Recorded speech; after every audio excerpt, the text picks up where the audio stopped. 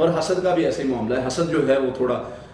यानी एक बंदा प्रॉपर हसद करता रहता है, हसद करता रहता है। हसद का अगर असर ना होता, हसद अगर असर ना करता होता, वह मिन शर्रि हासिदिन इज़ा हसद ना आता, अगर हसद जो है इंसानी मामलात पे असरअंदाज ना होता, जहां पर जादू से पनाह मांगी गई वहीं पर मिन शर्रि हासिदिन इज़ा हसद है, यानी जितना जादू को प्रायोरिटी दी गई, जादू से पनाह मांगने को, उतनी ही प्रायोरिटी हसद से, हासिदीन के, और हसद से कैसे पनाह मांगी गई, वह मिन शर्रि हासिदिन, इतना भी हो सकता था मिन शर्रि हासिदिन, लेकिन इज़ा हसद, अल्लाह जब भी हसद करने वाला हसद करे,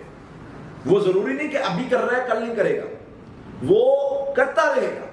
तो जब जब हसद करने वाला हसद करे, अल्लाह तब तब के लिए मैं तेरी पनाह में आता हूं। और हासिदीन के हसद का मामला जो होता है ना, वो बड़ा अजीब होता है वल्लाही। उसमें ये होता है कि वो इंसान को इस तरीके से मतलब करते हैं कि इंसान के बड़े मसाइल बनना शुरू हो जाते हैं, और इंसान जो है वो उन मामलात में उलझता चला जाता है।